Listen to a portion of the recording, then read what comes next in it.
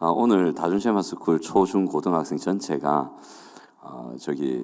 경주월드 나들이를 좀 다녀왔습니다.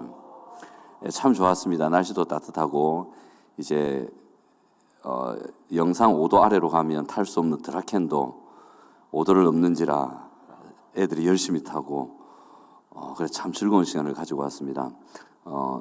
이번 주 화요일에 우리 중고등 다준셰마스쿨에서 연탄 배달을 갔다 왔습니다. 가서 많은 칭찬을 받았습니다. 역대급이다. 정말 빠르다. 뭐 이런 얘기들. 정말 애들 열심히 했거든요. 그래서 참 그렇게 열심히 그 추운데 열심히 했고 우리 초등 다준 학생들도 또 열심히 해줘서 공동체 활동 겸 격려 겸 칭찬 겸 해서 다녀왔습니다. 왜 이 얘기를 하냐면 오늘 다녀왔거든요. 제가 따라갔을까요? 안 따라갔을까요? 당연히 따라가죠. 책임자인데. 설교 준비를 했을까요? 안 했을까요? 하려고 가방에 잔뜩 메고 갔는데 함께 섬겨주신 우리 류일환 목사님과 지평정 강도사님과 함께 있는 것이 제가 너무 좋아가지고 설교 준비를 1도 안 하고 그분들과 담소를 나누며 즐거운 시간을 보내다 왔습니다. 설교 준비는 안 돼 있고 교육자실에 앉아서 우리 교육자, 귀한 부역 교육자분들에게 참 신실한 분들이거든요. 참 신실합니다. 제가 물어봤습니다. 이 어찌할꼬 나를 위해 기도해 주세요. 주님, 권영동 목사에게 자비를 베푸시옵소서 기도해 주십시오. 그랬습니다. 그러니까 그 중에 어떤 분이 저에게 하시는 말씀이 짧은 게 은혜입니다. 진리다. 그래. 근데 설교가 준비 안 되면 보통 설교가 길거든요. 이게 또 아이러니래 이게. 그래서 웬만하면 짧게 하도록 준비도 안 돼 있는데 그죠? 그러면 또 실미도 영화를 보신 분들은 그러죠. 비겁한 변명입니다. 미리 하셨으면 되지. 설교가 미리 준비가 잘 안 됩니다. 이게 희한하게 월, 화, 수, 목 딱 금요일에 있잖아요. 안 하는 게 아니고 딱 할 그날에 희한해요. 이게 이제 단에 서기 전까지 준비가 되거든요. 이게 피를 말려요. 또 그러시죠. 목사님이 피가 그래 말랐으면 살은 왜 그랬습니까? 배는 왜 그래 나오고요. 좀 고민입니다. 조금만 먹어도 살이 찌니 어찌해야 될지 모르겠습니다. 기도 좀 해주십시오. 살 좀 빠지게. 진리입니다. 좀 기도해 주시고 될 수 있는 대로 오늘 짧게 가겠습니다. 오늘 본문은 우리 성도님들도 잘 아시는 내용인데 이런 질문으로 한번 시작해 봅니다. 삶의 힘든 상황들이 있잖아요. 특별히 가정 문제가 제일 우리의 피부에 다가옵니다. 특별히 부부 문제. 부부는 하루 중에도 온전한 24시간 동안 서로 온전히 사랑하는 마음 갖고 지내는 일이 거의 없죠. 그렇죠? 하루에도 이 마음 저 마음 왔다 갔다 한두 번이 아니죠. 왜 제가 이걸 잘 알까요? 제가 그래서 그래요. 자녀 문제. 참 힘들죠. 피부로 접하는 자녀 문제는 참 힘듭니다. 그 다음에 그 외에도 어떤 관계의 문제들, 이 사람들이 관계 때문에 참 힘들거든요. 어떤 그 학자는 참 다세대의 종단 연구를 했는데 사람이 행복하려면 관계를 잘해야 된다는 결론을 얻었다고 합니다. 다음에 그 논문을 제가 한번 소개해 드릴 텐데 그 학자의 이름이 갑자기 생각나는데 로머인데 여튼 그렇다고 합니다. 이 관계라는 것이 사람들이 살아가는데 행복을 결정하는 중요한 요인이라고. 근데 이 관계 때문에 많이 힘들잖아요. 그죠? 그리고 재정의 문제. 참 우리를 힘들게 하는 거죠. 아프게 하고. 그죠? 뭐 직장의 문제. 그럼 참 많은 문제들과 힘든 상황들이 옵니다. 그때 특별히 믿는 분들은 이런 기도를 하죠. 하나님, 왜 내게 이런 어려움을 주십니까? 왜, 나 사랑한다면서. 근데 왜 나에게 이런 아픔과 이런 골칫덩어리를 주시고 나에게 이런 십자가를 떡 붙여주셔가지고 이렇게 나를 힘들게 하십니까? 라고 눈물 흘리며 기도해 보신 적 다 있으시죠? 없는 척 하지 말고. 저도 많아요. 제 자신을 봐도 그렇고 그렇습니다. 그래서 우리는 종종 우리가 겪는 어려움이나 아픔을 하나님과 연관지어 생각할 때가 참 많습니다. 특별히 신자들이 그렇죠. 정말 우리의 고난과 하나님이 연관되어 있을까요? 우리는 아주 쉽게 그렇게 생각하거든요. 정말 그런가? 우리가 삶에서 겪는 어려움이나 고통이나 고난에 대해 하나님이 무엇이라 말씀하시고, 그리고 우리는 그것에 어떻게 반응해야 하는가? 뭐 이런 말보다는 고난을 어떻게 하면 극복할 수 있을까? 극복하고 싶으시죠? 관계 좋아졌으면 좋겠죠. 관계가 힘들면 마음이 너무 힘들잖아요. 사는 게 사는 것 안 같잖아요. 풀리면 좋겠죠. 그죠? 그런 거예요. 만약 이것이 우리의 아픔이 우리의 지금 힘든 상황에 하나님과 연관이 있다면, 하나님께로부터 혹시 온 거라고 한다면 하나님께 답이 있을 수도 있잖아요. 그죠? 우리는 답을 잘 모르겠어요. 근데 이게 하나님과 연관이 있다면, 심지어 하나님이 이걸 나에게 딱 주신 거라고 하면 키를 하나님이 가지고 계실 수 있다 이거죠. 그죠? 그래서 지금부터 살필 것은 우리가 겪는 삶의 어려움이나 난관이나 고난들에 대해서 어떤 하나님과 연관이 있다는 관점에서 우리 접근할 겁니다. 본문에 보면 우리가 겪는 삶의 어려움들이 우리의 죄 때문일 수도 있다. 우리의 연약함 때문일 수도 있다는, 그거로 인한 하나님의 징계일 수도 있다는 관점에서 한번 접근해 보도록 하겠습니다. 근데 고난 가운데서도 하나님의 뜻을 행함으로 받는 고난은 이 자랑스러운 고난이죠. 정말 그건 자랑스러운 고난입니다. 예전에 이 고신교단에 순교하셨던 우리 귀한 목사님들, 얼마나 이 피가 맺히는 고난이었잖아요. 얼마나 자랑스럽습니까? 그죠? 그런 고난 말고 다른 건 우리 죄 때문에.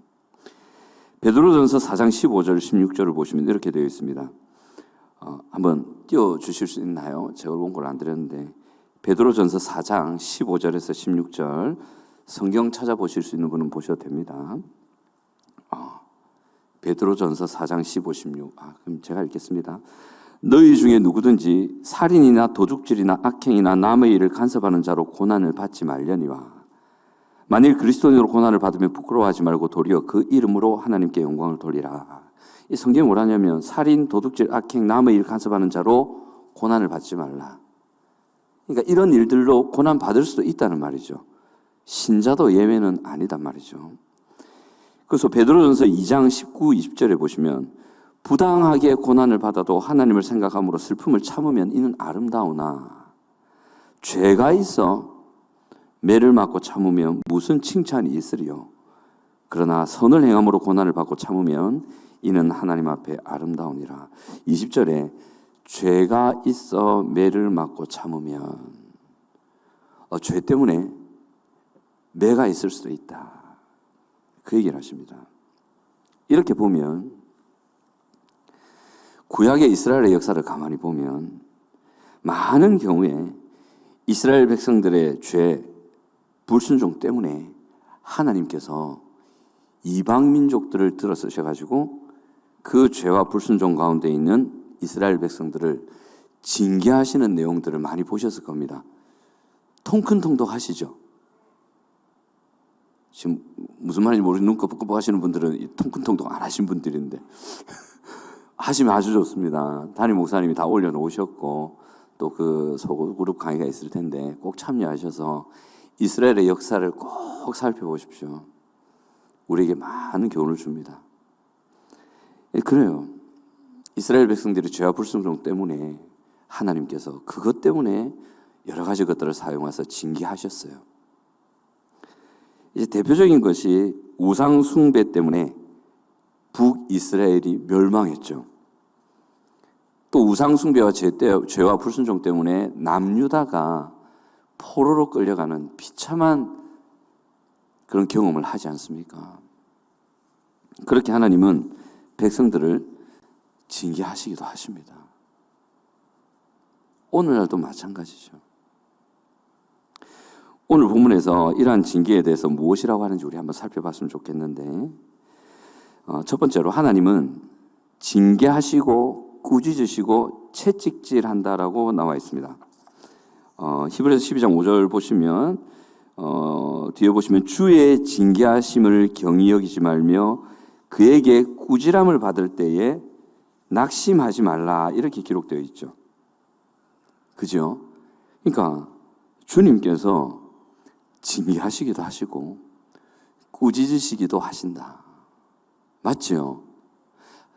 그래요. 그렇게 하신답니다. 그리고 12장 6절 보시면 주께서 그 사랑하시는 자를 징계하시고 그러니까 주께서 받아들이시는 이들 아들마다 채찍질 하심이라.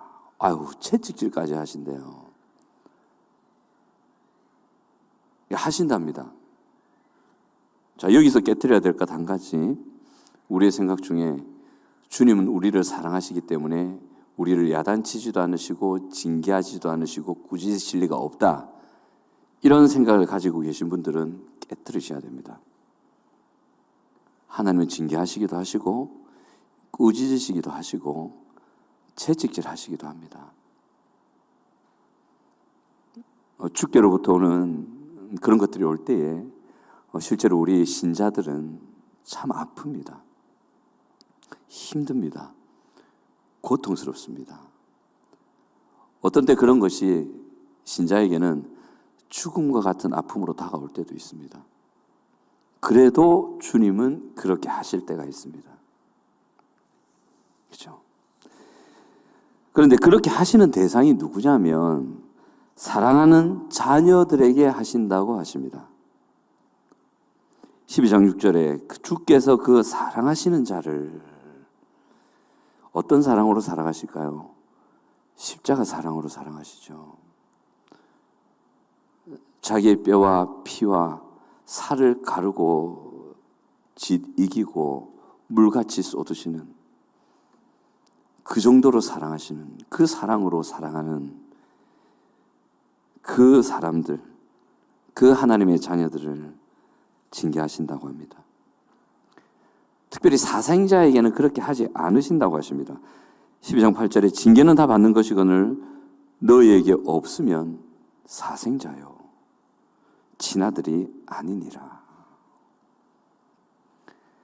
우리가 하나님의 자녀인 것, 하나님께 구원받은 하나님의 백성이라는 것을 증거하는 것 중에 여러 가지가 있는데, 그 중에 하나가 우리의 마음에 십자가의 사랑이 어떤 사랑인지를 깊이 깨닫게 하시는, 그래서 예수 그리스도께서 나를 위하여 십자가에서 죽어주셨구나 라는 강한 확신과 그 사랑의 풍성함과 무게와 간절함이 느껴지는 그 성령의 역사하심이 우리가 구원받은 사람이라는 증거 중에 하나입니다.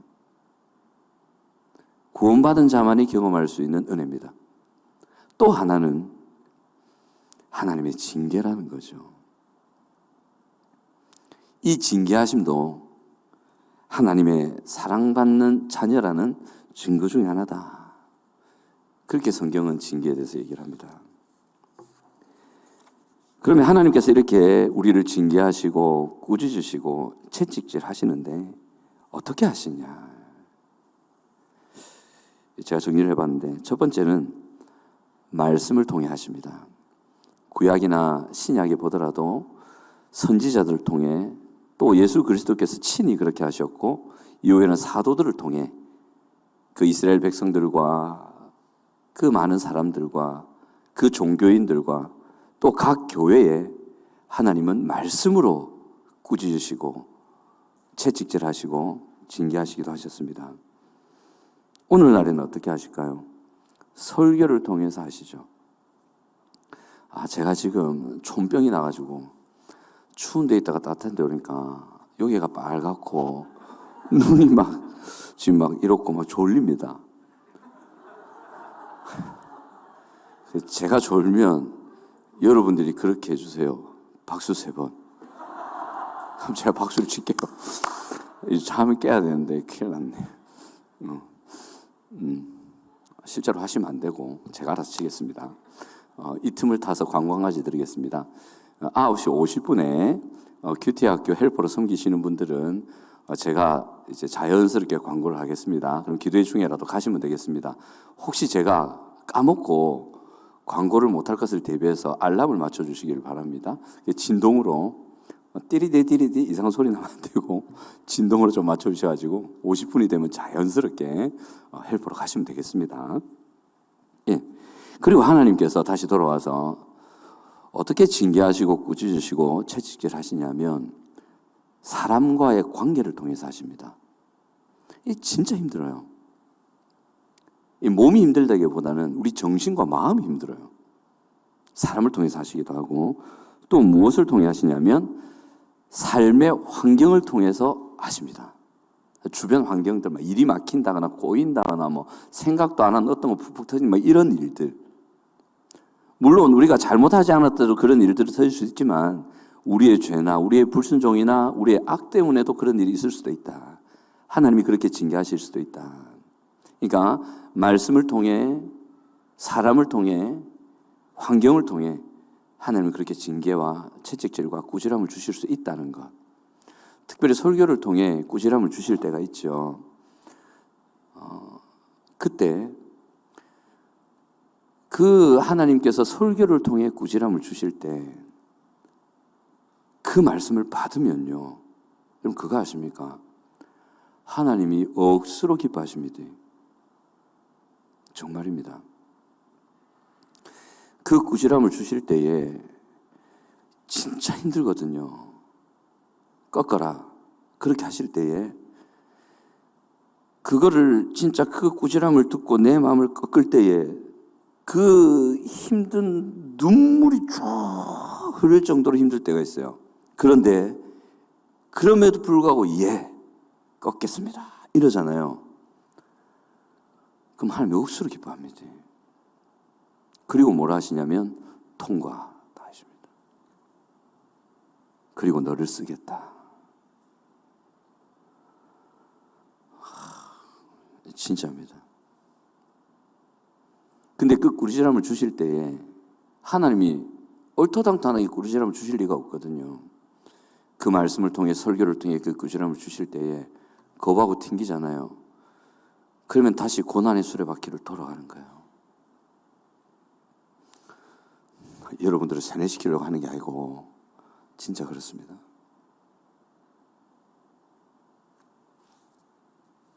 사무엘하 7장 14절 보시면 이렇게 나옵니다. 나는 그에게 아버지가 되고 그는 내게 아들이 되리니 그가 만일 죄를 범하면 내가 사람의 매와 인생의 채찍으로 징계하려니와. 그렇게 얘기하세요. 사람의 매라는 것은 사람과의 관계를 통해서 그죠. 인생의 채찍이라는 것은 여러 환경들을 통해서 징계하시겠다. 왜? 아버지니까. 그리고 아들이니까. 죄를 범하면 그렇게 하겠다. 여러분, 사람이 고통과 불행에 빠지는 이유가 뭔지 아십니까? 성경적으로는 죄 때문입니다. 가장 근원적인 원인은 죄와 죄악 때문이란 걸 여러분 마음에 새기셔야 됩니다. 돈이 없어서가 아닙니다. 내가 덜 배워서가 아닙니다. 나에게 어떤 권위가 없어서도 아닙니다. 나에게 어떤 인간관계가 잘 되지 않아서도 아닙니다. 인간이 고통과 악에 그 두려움과 불안과 그 짓눌림에 빠지는 가장 근원적인 원인은 죄고 그 죄 때문에 생겨나는 죄악들 때문에 인간은 그것에 빠진다라고 성경은 분명히 얘기합니다. 이걸 조금 자세하게 들어가면 죄라는 것은 우리 인간 내면 깊숙한 곳에 있는 죄의 본질. 이거는 하나님 외에는 손댈 수가 없어요. 성령의 안약 아니고는 어떻게 처리가 안 돼요. 근데 이것 때문에 생기는 죄악들의 구체적인 우리의 성향, 모습 이런 것들이 있는데 그것을 요즘 심리학자들은 중독이라고 부르고 요즘에는 중독이라는 단어 쓰는 것도 절제시키죠. 다른 걸 쓴다던데 하여튼 요즘 쉽게 표현하면 중독의 현상으로 나타나는 것들이에요. 그래서 그 중독을 치료하기 위해서 접근은 심리적인 접근도 해야 되고 뿐만 아니라 영적인 접근도 같이 해야만 회복이 될 수가 있습니다. 가장 큰 원인이 영적인 죄의 문제이기 때문에 그렇습니다. 그렇게 그 죄를 범하면 그 사람이 굉장히 불행해지거든요. 그것 때문에 사람이 고통스러워져요.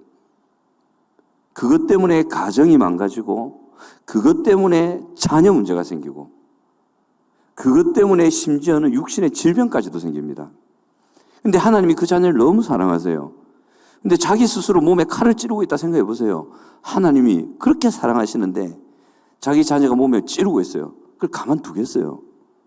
절대 안 그러죠. 못하게 하겠죠. 그게 징계입니다, 여러분. 여러분, 하나님께서 하실 수 있는 일이 많이 있는데 다 하실 수 있잖아요. 그 중에서 두 가지 중요한 일이 있거든요. 궁금하시죠? 진짜 중요한 거 두 가지가 있어요. 이거 아시면 대박 터지시는 거예요. 수지 맞는다. 첫 번째, 하나님이 할 수 있는 이거. 아예 공짜로 가르치기 아까운데. 사람의 마음의 문을 열 수가 있어요. 오늘 안 놀라시네. 하나님이 사람의 마음의 문을 열 수 있다니까. 어느 누구도 못 여는데, 심지어는 여러분들이 어떤 빚을 지잖아요. 그러면 채권자 마음을 싹 열어가지고 빚을 탕감시켜 줄 수도 있다니까. 실제로 그걸 경험한 간증자의 간증을 들어본 적도 있습니다, 제가. 새벽 기도에 기도 막 하는데 갑자기 그 채권자를 찾아오고 싶은 마음이 들더래. 그냥 그런 마음이 들더래, 막. 찾아갔대, 그냥. 찾아가가지고 제가 그동안 이렇게 밀린 거 없이 잘 갚았는데 뭐 이렇게 하면서 이자라도 다 없애줄 수 있겠느냐. 흔쾌히 그래 주겠대. 그 간증을 들었다고. 신기하죠. 지금 빚진 분들이 이제 다 생각한다. 오늘부터 새벽기도 나와가지고 지금 계속 기도하면 생각 안 나면 언제 나게 해주십니까? 이렇게. 그러면 안 되고. 그렇게 하나님이 사람의 마음의 문을 열 수가 있어요. 또 하나, 환경의 문을 열 수가 있어요. 하나님이 그걸 할 수 있다니까요. 이 거꾸로 생각하면 어떻게 되냐면, 하나님은 사람의 마음의 문을 닫을 수도 있고 환경의 문을 닫을 수도 있다는 거예요. 아무리 우리가 무슨 짓을 하고 무슨 딴짓을 해도 하나님이 딱 닫아버리면 그 사람 마음은 딱 닫히는 거예요. 하나님이 환경문을 딱 닫아버리면 닫히는 거죠. 아무리 우리가 꾀를 내고 힘을 내서 그 문을 열려도 안 열려요. 그렇죠.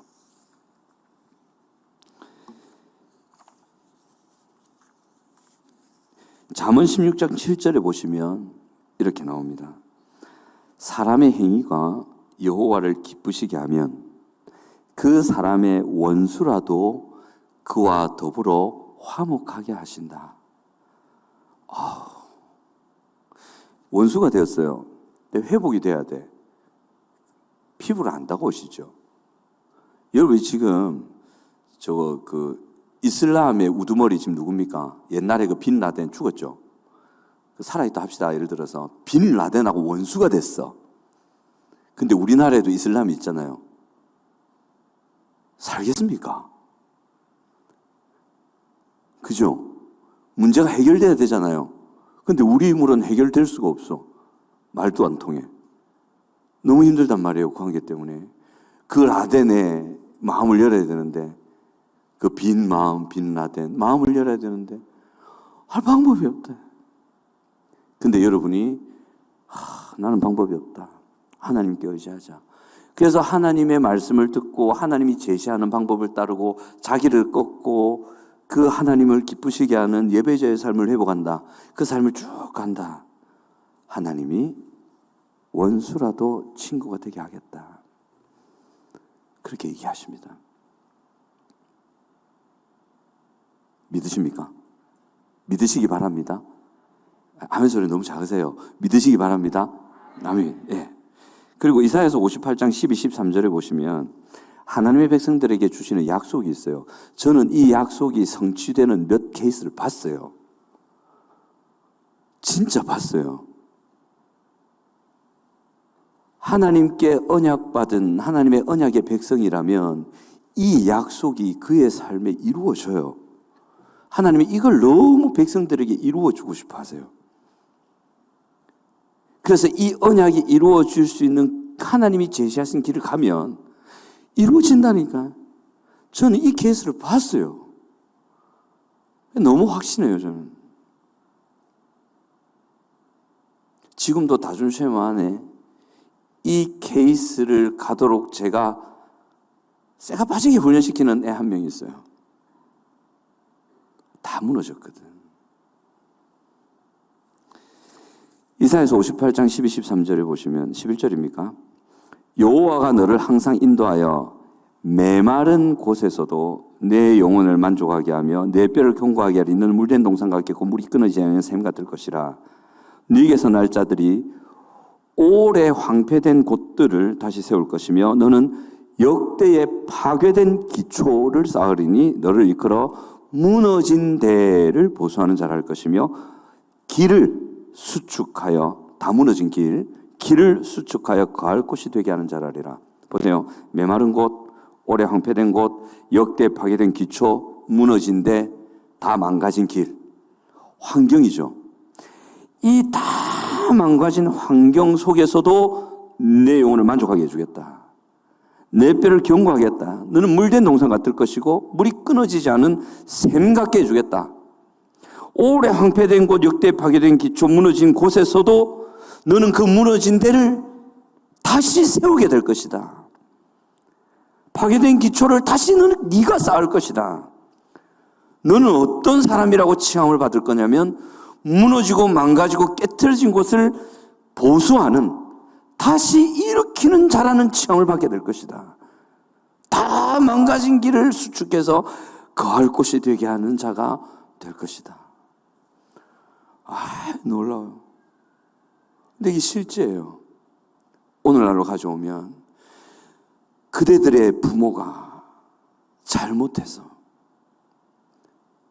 그 부부의 관계가 다 깨어지고 그것 때문에 자녀들이 피눈물 흘리며 아픔 속에 살았고 그 자녀들이 그 아픔 속에 견디다 못해 25살에는 내가 자살해야지. 더 살아서 무엇하리. 20대 초반에 그 말을 하는 한 청년이 하나님의 이 은혜 속에서 하나님의 징계와 연단 속에 회복되어서 그 무너지고 황폐해진 어머니 아버지의 관계를 회복시키고 그 무너진 그 가정의 그 모습들을 회복시키고 그 무너진 아버지의 육신에 세상 의술도 치료할 수 없었던 그 고통의 질병을 그의 섬김을 통해 살리는 일들이 오늘날에 있다. 이 하나님의 언약의 약속들이 이루어진다는 겁니다. 믿으시기 바랍니다. 이 한 영혼이 하나님 옆에 나아가 하나님의 연단과 하나님의 징계 앞에 자기를 꺾고 달게 받고 하나님의 사랑을 확신하고 그 하나님의 음성 앞에 고개를 숙이며 잘못했습니다. 돌이키겠습니다. 순종하겠습니다. 그 징계 앞에 그런 태도로 갔을 때 하나님이 이런 역사를 이루어 주더라고요. 사람의 마음의 문을 여시고 환경의 문을 여시는 일들을 실제로 이루어 주시더라고요. 믿으시기 바랍니다. 여러분도 이 은혜 누리시기 바랍니다. 그러면 이런 하나님의 징계하심에 대해 우리는 어떻게 해야 하는가?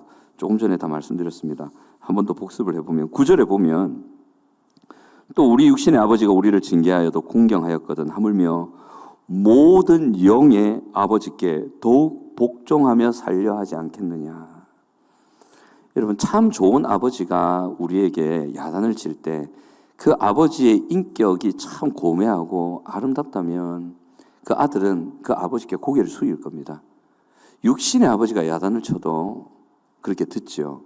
근데 하나님은 그런 좋은 아버지보다 훨씬 탁월하시고 귀하시고 사랑스러우시고 고매하신 인격을 가지신 분입니다. 그분은 자신의 유익을 위해서 야단치는 분이 아닙니다. 그분은 자신의 감정에 치받쳐가지고 자녀를 야단치는 감정에 매몰되는 분도 아닙니다. 하나님은 오직 자녀의 유익을 위해서만 야단을 치시는 분이십니다. 징계하시는 분이십니다. 그런 모든 영의 아버지께 그 아버지께서 야단을 치시고 징계하시고 이렇게 하라고 하실 때에 더욱 복종하며 살려 하는 것이 맞지 않느냐. 저자가 그렇게 얘기하는 거죠. 그게 맞지 않습니까, 여러분? 그렇죠? 하나님 말씀에서 떠난 자신의 생각, 자신의 고집이 있다면 꺾어야 합니다. 여러분, 꺾으십시오.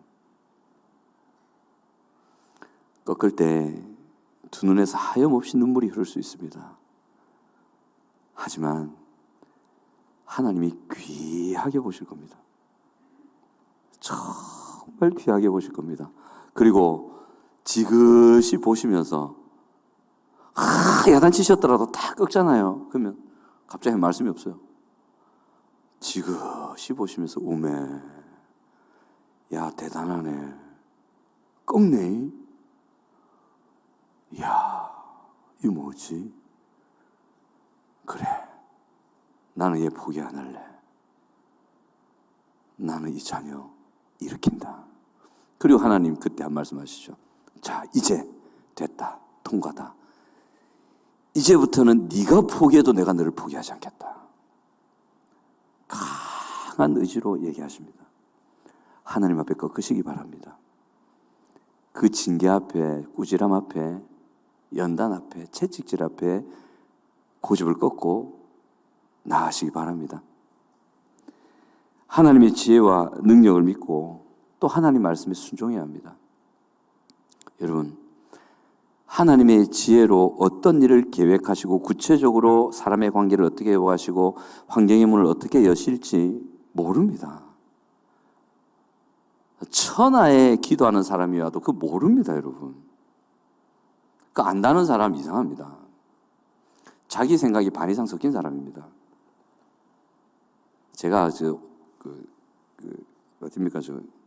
그 국제기도 우리나라 제일 큰데 최자실 목사님이 세운 여의도 순복음교에 세운 그 무슨 기도, 오산리 기도원, 그 기도원에 한 몇 개월 있었던 적이 있는데 그 기도원에 가서 제가 고신 측이지 않습니까? 그래서 그 순복음 집회 인도하시는 순복음 측 목사님을 직접 찾아갔어요. 1대1로 상담하는데 은사에 대해서 쭉 나누다가 그분이 뭘 하시냐면 순복음의 성령의 은사와 고신의 말씀이 합치면 완전 좋은데 그게 함께하는 교회잖아요. 모르시는구나. 아이고 뭐 어째 계시면서도 모르시는구나. 그래 얘기하시더라고. 그러면서 제가 여러 가지 좀 물어봤어요. 그러니까 그분이 딱 하는 말, 방언 통역이나 예언이나 어떤 일에 대해 얘기해 주시는 거 정말 조심해야 된다. 자기 생각 반, 하나님 생각 반이 뒤섞일 수 있다. 그래서 그 함부로 하면 안 된다. 그분이 그래 얘기하세요. 그래서 저는 고개 끄덕끄덕했죠. 아무 말 안 했어요. 왜 아무 말 안 하냐면 아무 말 안 하면 2등이라도 하잖아요. 저한테는 방언 통역 은사가 없거든요. 그러니까 그렇게 했어요. 하나님의 지혜로 이 일을 어떻게 회복시킬지는 우린 몰라요. 그렇지만 하나님의 지혜와 하나님의 능력은 우리의 죄와 악 때문에 무너진 곳을 충분히 회복시키고도 남을 만합니다. 말이 꼬였네요. 아멘. 그걸 믿으시기 바랍니다. 그래서 그 징계 앞에 우리가 고개를 숙이는 거예요. 그리고 하나님께서 사람의 마음을 여시고 환경의 문을 여실 때까지 죄와 싸우며 인내와 믿음으로 순종을 지켜가야 합니다. 죄와 싸우셔야 됩니다. 왜냐하면 이 죄 때문에 우리가 무너지는 거거든요. 우리가 아픈 거거든요. 그럼 죄가 뭐냐? 지금 다 설명되기는 어렵고 죄와 싸우시려면 담임 목사님이나 여러 목사님들의 말씀을 귀담아 잘 들으십시오. 그리고 그분들의 말씀을 따라 행하십시오. 그것이 죄와 싸우는 것입니다. 그래서 설교 시간에 설교 말씀에 귀를 쫑긋 세우시고 담임 목사님이 박수 3번 안 나오게 쫑긋 세우시고 보시기 바랍니다. 제가 잠시 좀 언급하고 반드시 가야 되겠습니다. 1층 예배 자리에서 휴대폰 켜고 게임 영상이나 유튜브나 뭐 보신 분 계세요? 주일에 있어요. 있다고. 근데 우리 담임 목사님은 그분이 자는 줄 알았어. 왜냐하면 이래 앉아 있었거든.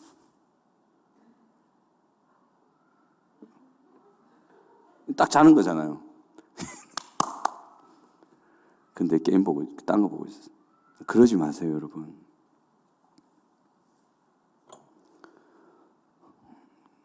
교양인이 할 일이 아닙니다. 절대 그러지 마세요. 이 설교를 듣고 계신 우리 성도님들 가운데 혹시나 예배 시간에 휴대폰 켜고 야구 동영상이나 축구 동영상이나 뉴스나 게임이나 등등 하는 분 하지 마세요. 하나님이 상당히 싫어하십니다. 그리고 그는 자기를 해하는 겁니다. 목사님들이 마음을 담아 그를 위하여 정말 피를 말리는 작업으로 밤을 새워가며 그 말씀을 준비해 왔는데, 그의 유익을 위해 그 귀한 말씀을 준비해 왔는데 그걸 기막고 있는 거거든요. 누가 손해보는 거겠어요? 자기가 손해보는 거지. 혹시 알아요, 그 말씀 가운데 그의 문제를 고칠 핵심 키가 던져줄 수 있는데 그거 보고 있는다고 딱 놓쳐버린다고. 그것 때문에 평생을 아플 수도 있습니다. 제 경고를 들으시기 바랍니다. 그런 잘못된 행동 때문에 한 번의 말씀으로 해결될 일이 평생을 갈 수도 있다는 걸 기억하십시오. 하나님은 똑같은 말씀 어쩔 때는 안 해주실 때도 있습니다. 그러니까 그러지 마세요. 그리고 애들 옆에 있는데 예배 시간에 떠든다고 휴대폰 딱 주고 네 게임하고 있어. 아빠 설교 듣고 그렇게도 마시고. 그러니까 예배 시간에 들어오면 휴대폰을 다 끄시기 바랍니다. 제가 왜 이렇게 그 설교 가운데 이런 얘기를 장황하게 하냐면 설교 준비가 좀 짧아가지고 시간 메꾼다고 좀 메꿨다. 제가 좀 능구렁이처럼 돼가지고 요즘에 좀 이상합니다. 네, 그렇습니다. 인내와 순종함을 지켜가셔야 됩니다. 네, 넘어가겠습니다. 5번째, 이렇게 하나님의 징계하심에 대해 바르게 반응할 때 어떤 일이 있는가? 이게 또 기가 찹니다. 이게 참. 우리가 하나님의 징계와 채찍과 훈계, 꾸지람 앞에 우리가 정말 믿음으로 겸손함으로 아버지 감사합니다. 제가 정신 차릴게요. 그래 딱 마음과 삶을 꺾고 돌이키고 바르게 반응을 하면 연단이 되고 의와 평강의 열매를 맺는다고 되어 있습니다. 11절에 무릇 징계가 당시에는 즐거워 보이지 않고 슬퍼 보이나 후에 그로 말미암아 연단받은 자들은 의와 평강의 열매를 맺느니라. 이 나오는 구절이 있어요. 성경 다른 데 나와요. 어디 나오는지 아십니까? 그치, 로마서. 하나님의 나라는 먹고 마시는 것이 아니요 오직 성령 안에서 의와 평강과 희락이니라. 그래서 어떤 사람들은 이 히브리서를 사도 바울이 썼을 수도 있다 얘기해요. 아주 논리적이고 비슷한 데가 많거든. 근데 히브리서의 저자는 모릅니다. 히브리 헬렐렐레 아주 모릅니다. 의와 평강의 열매를 맺는데요. 저도 이게 정확하게 뭔지 잘 모르지만 제 수준에서 해석을 하면 하나님과 바른 관계를 맺고 하나님의 사람다운 생각과 삶을 살며 그 가운데서 평강을 누리는 삶. 쉽게 말하면 그의 삶이 하나님의 말씀을 따르는 삶. 더 쉽게 말하면 불신자들이나 신자들이 보더라도 착한 사람, 의로운 사람, 자비로운 사람. 그 사람. 이 연단을, 이 징계를 잘 받으면 그런 사람이 된대요. 제가 이번에 연탄 배달을 하면서 다준 아이들, 요즘 다준 쉐마가 여러분들의 많은 기도와 도움으로 이제 바른 방향성을 가지고 나가려고 참 애를 쓰고 있습니다. 지금도 많이 부족합니다. 여러분들의 기도가 절실하게 필요합니다. 요즘에는 특별히 중고등부를 향해서 예배자라는 주제를 가지고 굉장히 강하게 제가 이끌고 있습니다. 굳어있는 마음, 식어진 마음들을 깨뜨리고 있습니다. 근데 참 우리 아이들도 참 고맙게 이제 그런 힘든 훈련의 과정을 잘 견뎌주고 있고, 그래서 참 우리 다준쉐마의 소망이 있다면 우리 다준쉐마 스쿨의 지금 현재 중고등부 이 학생들이 모두가 예배자로 세워지기를 저는 바랍니다. 하나님도 그걸 기뻐하시는 것 같습니다. 수학 1등, 영어 1등, 뭐 다른 과목 1등, 다른 1등이 아니라 하나님 앞에 정말 드려지는 예배자로 세워지기를, 그것을 중심으로 하고 있고, 지금도 아침 10시부터 우리가 모이거든요. 합숙은 하지 못하고 10시부터 오후 1시까지 그 예배에 대해서 듣습니다. 제가 강하게 야단치기도 하고 굳어져 있는 마음을 깨뜨리기도 하고 푹 찌르기도 하고 격려하기도 하고 하면서 그 예배에 대해서 굉장히 강하게 얘기하고 있습니다. 그렇다고 공부를 안 하느냐? 그건 아니고요. 이 애들이, 그러니까 제가 내준 숙제를 열심히 한다고, 대충 하면 빨리 끝나는데 열심히 한다고 새벽 4시까지 공부하는 애들도 있습니다. 12시에 잤다. 말 못합니다, 그러면. 다준에서 12시에 잤다. 그건 뭐, 미안해, 이런 겁니다. 그러면 안 돼, 이런 거잖아요. 새벽 2시에 자고. 11시에 잤다. 그럼 고개 못 듭니다. 눈치 보고, 목사님 또 불어령 떨어질까 싶었고, 이래 봅니다. 불어령 안 하죠. 야단치죠. 그래. 근데 4시까지 하란 말 안 했습니다. 근데 그 4시까지 하는 학생이 다중까지 오려면 대중교통으로 오거든요. 2시간이 걸립니다. 자가용으로 가면 15분. 근데 이 2시간을 오는 거예요. 3시간 동안 예배의 말씀을 듣는다 생각해 보세요. 그리고 마침 바로 또 공부 들어가는 거예요. 숙제도 또 웬만큼 많이 내주나 억수로 내주거든요. 또 마치고 나면 테스트를 해. 참 애들이 고마워요. 그런데도 그 추운 겨울에 대중교통 타고 2시간을 와서 앉아있어요. 우리 다준에 차량 운행이 될 수 있도록 기도 부탁 좀 드리겠습니다. 그래요. 그렇게 하고 제가 뭘 했냐면 연탄 배달도 예배다. 예배다. 공부도 예배다. 우리가 그냥 찬양만 하는 것이 예배다가 아니다. 우리의 삶으로, 우리의 섬김으로 드리는 것도 예배다.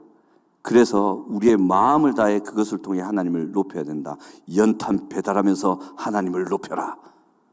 얘기했어요. 진짜 애들이 연탄 배달하면서 하나님 높이는 것 같았습니다. 그때 한 분이 나오셨는데 뭐라고 하시냐면, 그 통장님이 나오셨어요. 술 많이 마시는 분들 얼굴 보면 알잖아요. 빨갛잖아요. 나오셨더라고. 제가 목사인지도 모르고 저거 이제 선생님 하시던데 뭐 그럼 어때요? 그죠? 이랬는데 한참을 이래 애들이 하는 걸 보시다가 뭐라고 하시냐면, 어디서 나오셨습니까? 이러더라고요. 그래서 예, 저 구서동에 함께하는 교회에서 나왔습니다. 얘들 누굽니까? 예, 거기서 같이 의뢰 또 섬기고 공부하고 있는 중고등학생들입니다. 아, 착한 아이들이네요. 착한 아이들이네요. 그리고 나서 그분이 뭐라고 하냐면 자기가 옛날에 예수 믿었던 얘기를 저한테 하는 거예요. 저 목사인지도 모르고 묻지도 않았는데 저 그분한테 아무 말도 안 했어요, 그냥. 근데 그분이 막 자기가 예수 믿었던 얘기하면서 막 이래 얘기하는 거예요. 교회가 좋은 곳이다. 하나님은 좋은 분이다. 그리스도인들은 자랑스러운 존재구나. 이 마음이 들었겠죠. 예수님이 했던 말. 너희 착한 행실을 보고 하나님께 영광 돌리게 하라. 그 말씀이 탁 스쳐가는데 와, 이거구나. 예수님이 말씀하신 착한 행실이 이거구나. 우리 아이들 진짜 열심히 했거든요. 연탄을 쥐고 다다다다다다다닥 힘들단 말 한마디도 안 해왔고 공부할 때보다 눈빛이 더 초롱초롱하더라고. 그러니까 연탄 사업을 할까 이 생각도 잘하겠어요. 그 나왔던 복지사님이 뭐라고 하냐면 역대급이다 이래요. 처음에는 20명이 가기로 했는데 뭐 학교 때문에 못 오고 해서 10몇 명으로 줄었거든요. 그러니까 전화로 막 이제 핀잔 비슷하게 주면서 걱정을 하시더라고. 애들이 오는데 처음에 20명이었는데 인원이 줄어서 어떻게 다 하겠습니까? 이런 식으로 얘기하더라고요. 뭐 저도 처음인 줄 알았어요. 갔는데 한 2시간에 다 할 수 있을까요? 이러던데 1시간 만에 끝났어요. 그때 1000몇백 장이었거든요. 그러니까 그분 말 역대급이다. 내년에 또 온나 그러지. 그거 아무 말 안 했어요, 저. 아이고, 예. 너무 고마웠어요. 그 연탄 한 장 없어서 그 추운 겨울에 그걸 아끼려고 벌벌 떠는 그 단칸방 무너질 듯한 집의 사람들에게 다 날라주는데 우리 아이들이 자기를 꺾었어요. 자기를 꺾지 않았다면 연탄 배달하면서 힘들어요, 허리 아파요, 싫어요, 목사님 뭐 이랬을 텐데 정말 그런 애 한 명도 없었어요. 그러니까 이분도 놀라는 거예요. 뭐 역대급, 우와. 자기를 꺾었어요. 아직도 우리 다준 아이들 많이 부족합니다. 정말 부족합니다. 그래서 무던히도 자기를 꺾으려고 무던히도 애쓰고 있습니다. 휴대폰도 줄이려고 애쓰고 뺏겨서 줄인 애도 있고 스스로 줄인 애도 있지만 하나님 앞에 아닌 것에 대해서 아니다라고 야단을 치고 아니다라고 꾸짖고 아니다라고 제시했을 때에 자기를 꺾으려고 무던히도 애를 씁니다. 너무 이쁩니다. 하지만 여러분들에 비하면 너무 작습니다. 그래서 우리 다준 쉐마를 위해서 기도 많이 해주십시오. 한 가지 기도 제목을 드리자면 예배자로 세워주십시오. 우리 아이들 예배자로 세워주십시오. 하나님을 높이는 예배자로 우리 다준의 아이들, 우리 교회의 아이들 세워주십시오. 기도 부탁드리겠습니다. 이렇게 착한 사람, 어려운 사람, 자비로운 사람이 됩니다. 근데요, 참 신기한 거는 이런 분들의 자녀들이 건강합니다. 여러분들이 돈을 많이 벌어가고 자녀에게 물려주면 자녀가 건강하게 잘 사느냐? 절대 아니라는 걸 기억하셔야 됩니다. 여러분들이 자녀가 열심히 공부할 수 있도록 해가지고 서울대를 보냈다. 그럼 자녀가 잘 살 것이다. 절대 아니라는 걸 기억하십시오. 이번에 우리 다준 한 학생이 다른 학원 다니다가 학원을 그만두고 우리 다준으로 왔어요. 중학생인데 제가 그 학생한테 뭘 했냐면 그 이름은 말 안 할게요. 네 이름 진짜 멋있다. 세련됐다. 그래 진짜 멋있거든요. 이름이. 멋있어. 그러니까 걔가 진지한 표정으로 저를 보는 거예요. 그래서 저는 내가 뭐 실수했나 싶어가지고 째려보시 진지하게 딱 보는 거예요. 왜? 네 이름 진짜 멋있어. 용덕이보단 낫지 않냐? 근데 원래 재준이었다. 근데 이상하게 용덕이를 바꿔 촌스럽고 네 이름은 훨씬 정말 멋있어. 이랬거든요. 진심으로. 걔가 딱 저에게 뭐라 하냐면 그런 얘기 처음 들어봤어요. 응? 그래? 아닌데. 네 보고 분명히 얘기했어요. 아니요. 그런 얘기 처음 들어봤어요. 그리고 그 뒤에 애가 뭐라고 딱 하냐면 학원 선생님들이 제 이름 가지고 놀렸어요. 여자 이름이 같다고. 목사님처럼 얘기한 사람 처음이었어요. 왜? 야, 그 한숨 이상하다. 니 이름 얼마나 멋진데, 봐. 띵띵. 어휴. 진짜 멋있잖아. 진짜 멋있거든요. 우리 함께하는 교회 학원생들 잘하이소.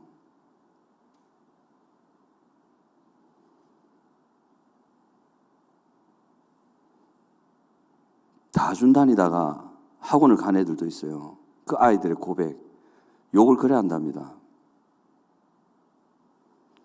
심지어는 숙제 안 하고 공부 안 해오면 책받침 같은 걸로 머리를 때린답니다.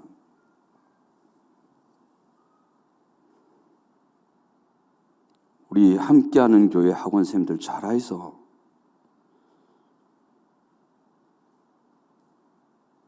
저도 부끄럽지만 우리는 기독교 교육을 하는 사람들입니다. 교회에서 다준을 하건 교회 밖에서 학원을 하건 그대가 그리스도인이라면 그곳을 향한 하나님의 소명은 기독교 교육입니다. 세상 사람들처럼 하지 마이소. 학원을 하지 말라는 게 아니고 그런 이상한 교육을 하지 말라고. 아이들의 성적만 올리면 된다는 생각으로 어째뚱뚱 아이들의 정서와 그들의 마음은 어찌된도 상관없이 짓밟아가면서 그들을 올리려는 그런 거 하지 말라고. 그럴 거면 때려치우고 딴 일하고. 아니라면 세상 나가서 그곳에서 학원을 세워서 그곳에서 기독교의 그 하나님의 그 선한 교육을 베풀어서 죽어가는 많은 아이들을 그곳에서 살려달라고. 그거 하십시오. 우리 함께하는 교회 학원생들은 분명히 그렇게 하실 것이라고 저는 믿어 의심치 않습니다. 아멘 하시기 바랍니다, 여러분. 아멘. 네, 딴 얘기 했네요. 여튼 그러니까 이렇게 착한 사람, 옳은 사람, 잘못한 사람 그 징계 속에서 자기를 꺾고 하나님께 드려져서 다 연단되고 회복된 사람들 있잖아요. 이런 분들의 자녀들이 건강해요. 희한해요. 그리고 이 자녀들의 환경과 그 사람의 문들이 열려요. 물론 어려움도 있죠. 근데 나중에 보면 이 자녀들이 건강한 가정을 이루고 건강한 관계를 만들고 아주 건강하게 살아가요. 하나님이 그러잖아요. 여호와를 경외하는 가정 천대 만대까지 복을 주겠다. 하지만 여호와를 경외하지 않고 하나님께 불순종하고 꺾이지 않고 악을 행하는 자들 3, 4대 안에 저주하리라. 다 원리예요. 그거 밝혀낸 사람이 저번에도 말씀드린 불신자 심리학자 보웬이잖아요. 그 사람은 인간 종단 연구로 그걸 발견해냈어요. 하나님의 원리를. 하나님이 몇천 년 전에 이미 말해놓은 걸 갖다가. 정확해요. 이제 한 사람의 예를 들고 마치도록 하겠습니다. 이 징계하심 속에서 참 꺾이지 않고 고집 피우다가 온갖 고난과 고통과 불안과 두려움 속에 찌들린 삶을 살다가 결국에는 꺾여가지고 하나님 앞에 회복된 한 사람이 있습니다. 야곱입니다. 야곱입니다. 길게는 살필 수는 없을 것 같고 야곱은요 태어나기 전부터 하나님의 사랑을 받던 아이였습니다. 태중에 있을 때 이미 하나님의 언약을 받는 언약 백성이었습니다. 그런데 우리가 묵상 계속했죠. 아시죠? 야곱이 어떤 인간인지. 언약 받았어. 하나님 사랑 받고 있어요. 지가 발버둥 안 쳐도 돼. 근데 그거 못 믿고 지 욕심 이루려고 온갖 머리를 굴리고 하나님 방법 뭐 있노마 속이고. 그러니까 하나님이 하지 말한 건 골라서 하는 거예요. 자기의 욕심을 이루기 위해서라면 수단과 방법을 안 가리고 아버지를 속이고 온갖 짓을 다 하며 살았어요. 그럼에도 불구하고 하나님 사랑하셨죠. 은혜 베푸셨죠. 지키셨죠. 그럼 물어볼게. 야곱이 그렇게 사는 동안 하나님의 은혜를 쫙 받고 지멋대로 살아도 하나님께서 은혜 주시고 지키시는 삶이 계속 있었잖아요. 여쭤볼게요.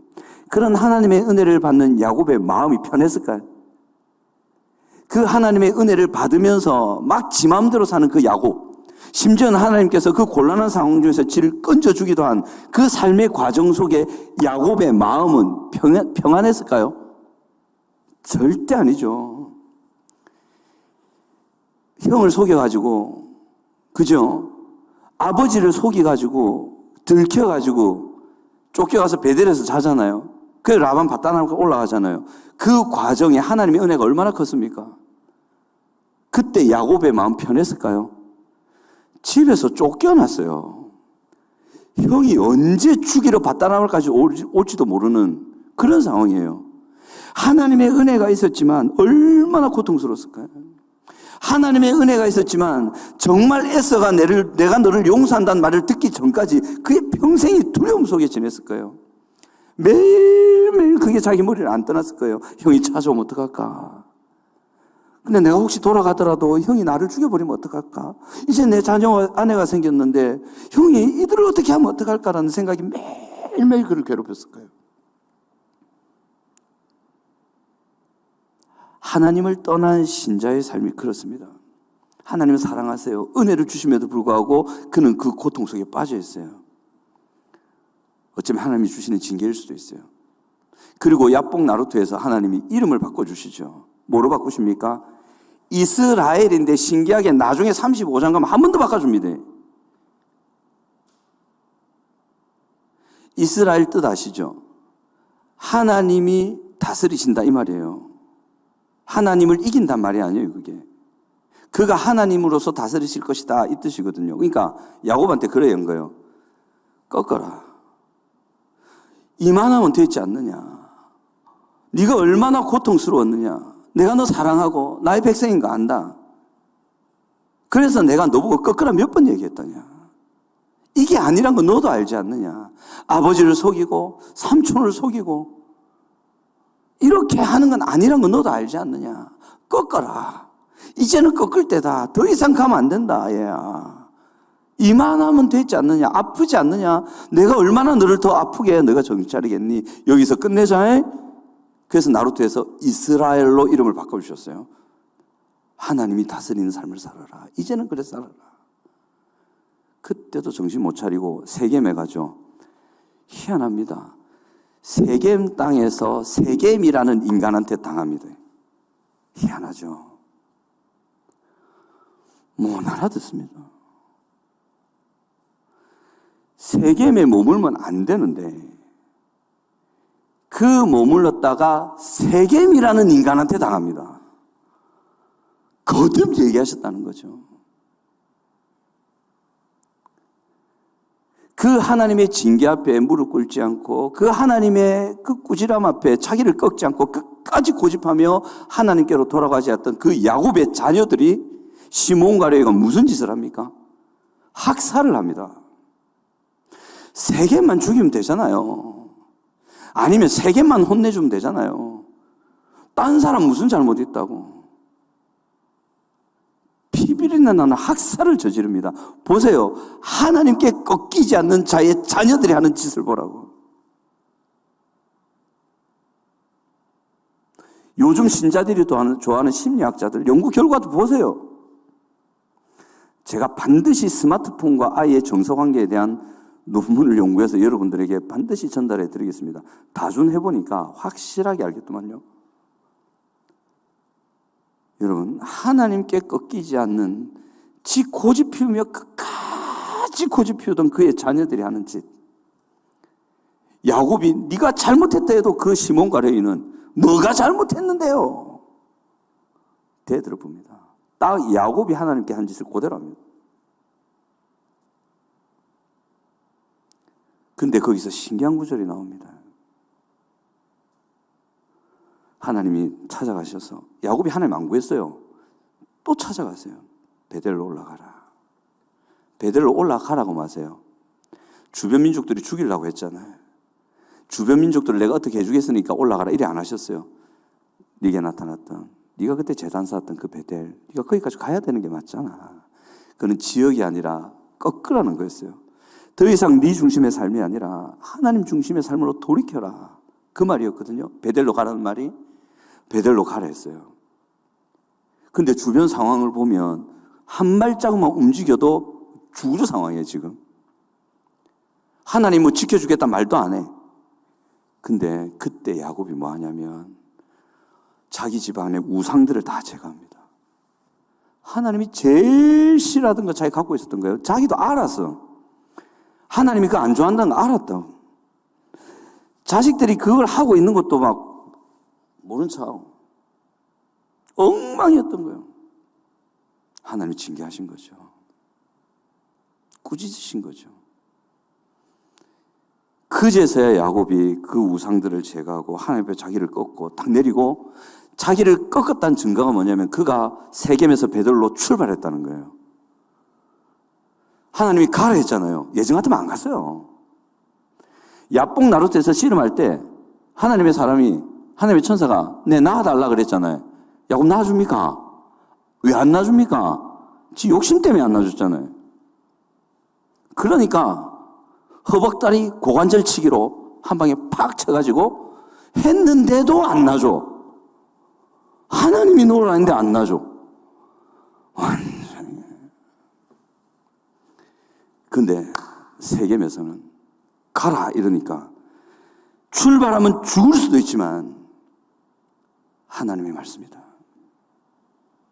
하나님이 가라고 하셨다. 그래. 죽을 수도 있다. 하지만 하나님이 가라고 했다. 가자. 출발합니다. 그때 하나님이 어떻게 하십니까? 주변에 두려움을 확 깔아버립니다. 사람의 마음을 확 만지셨죠? 환경을 확 역사하셨죠? 한 사람도 야곱에게 해꾸지 못합니다. 그렇게 야곱이 딱 타고 올라가잖아요. 베델에 가서 자기를 꺾고 그때 진짜 하나님을 예배하거든요. 제가 하나님을 높이겠습니다. 더 이상 제가 아니라 하나님 중심으로 살겠습니다. 이 마음으로 예배드리거든요. 그때 하나님이 뭐라고 하냐면 이렇게 하십니다. 야곱이 밧단 아람에서 돌아오매. 이미 돌아와 있었어요. 밧단 아람에서 돌아온 지 오래됐어요. 근데 베델에 와서 자기를 꺾고 하나님을 예배하기 시작한 그때가 하나님 보실 때는 밧단 아람에서 돌아온 때였어요. 그때까지는 안 돌아왔다는 거지. 몸뚱아리는 돌아왔고 지역은 옮겼어도 그 마음과 삶은 하나님께 안 와 있었다는 거지. 그때까지도 하나님은 야곱에게 이스라엘이라는 이름을 주셨음에도 불구하고 이스라엘이라고 안 부릅니다. 야곱이라고 부릅니다. 그리고 그 뒤에 밧단 아람에서 야곱이 돌아오매 그 뒤에 하나님이 한 번 더 그동안 네 이름이 야곱이었다마는 이제부터 네 이름은 이스라엘이 될 것이다. 왜? 이제 진짜 꺾였거든. 진짜 하나님이 다스리시는 삶을 사는 자로 바뀌었거든. 이름을 바꿔주는 거예요. 이스라엘이라. 그리고 약속을 새롭게 주십니다. 그리고 뒤에 보면 족보가 나오면서 야곱, 이스라엘이 왔다 갔다 하다가 뒤에는 그냥 이스라엘로 쭉 갑니다. 그리고 요셉 얘기 나옵니다. 야곱이 꺾이고 나니까 하나님의 징계와 하나님의 꾸지람 앞에 자기를 꺾고 겸손히 순종하며 자기를 들으며 가니까 하나님이 약속하신 천하만 믿는 너를 통해 너의 씨를 통해 복을 받고 이 땅이 가득하게 될 것이다라는 그 약속에 요셉을 시작하시는 거예요. 만약 야곱이 안 꺾었으면 요셉 없습니다, 여러분. 계속 싫습니다, 야곱. 자기 자녀들은 계속 고통스러워하고.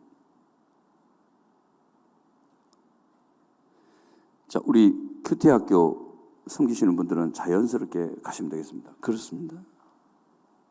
야곱이 꺾었어요.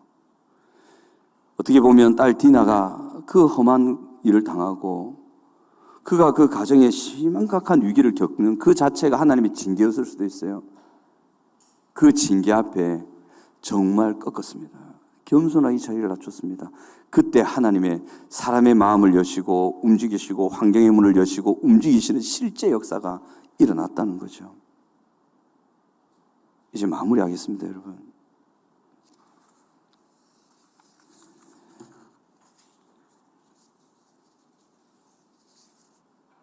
하나님께서 우리를 징계하실 수도 있습니다. 근데 그거 아십니까? 하나님이 우리 징계하실 때 하나님 마음은 억수로 아픕니다. 하나님이 징계하실 때 하나님의 자녀들이 울고 떨고 있잖아요. 하나님이 더 안절부절하십니다. 그 떨고 있는 아이를 찾아가서 안아주고 싶은데 진짜 그렇습니다. 하나님 마음. 징계받는다고 너무 슬퍼하지 마십시오. 하나님 그렇습니다. 그 하나님도 견디시고 계신 거예요. 징계받는 신자만 견디고 있는 게 아니라 아버지도 견디고 계세요. 근데 제가 볼 때는요, 만구 제 생각입니다. 하나님이 우리보다 더 못 견디세요. 그래서 한번 찾아오세요. 절대 패놓고 찾아가면 안 되는데, 버릇 나빠지는데 찾아온다니까. 와고 배꼽 보고 간다니까. 이렇게 배꼽 보고 탁 닦고 간다니까. 한 번씩 해주고. 하나님 그렇습니다. 그 징계를 통해, 그 꾸지람을 통해, 그 연단을 통해 우리가 살아나기를, 우리가 건강하게 되기를, 하나님이 약속한 그 은혜를 받아 누리기를 너무도 바라세요. 그래서 결국은 그거를 누릴 수 있도록 해주고 싶어 하세요. 결국 징계의 목적은 그겁니다. 그래서 설교 시간에 하나님께서 우리를 막 꾸짖으시는 것 같고, 막 팍팍 찌르는 것 같고, 막 내 얘기 같고, 막, 나도 아는데 꼭 저렇게 얘기 막 올 때, 아멘. 예. 제가 듣겠습니다. 제가 그렇게 하겠습니다. 그것이 우리의 자세고, 그리고 그렇게 하나님께 꺾읍시다. 우리를 내려놓읍시다. 하나님의 뜻이 아니라면 이 더 큰 일 터지기 전에 다 우리를 낮추고 하나님 중심의 삶으로 갈 수 있도록, 또는 어려움과 아픔이 있을 때, 징계라고 할 만한 것이 내 삶에 보일 때 자기를 돌아보고 그것에 죄라고 할 만한 것이 있다고 보이면 싸웁시다. 버립시다. 그 싸우는 삶 속에, 그 버리는 삶 속에 우리는 모르지만 하나님은 분명히 역사를 시작하실 것이고, 여러분들을 구원하시고 여러분들을 도와주실 분들을 분명히 열어가고 계실 겁니다. 이 믿음으로 삶의 어려운 여정 속에 힘을 내시고 하나님의 큰 구원을 누리시는 여러분 되시기 바랍니다.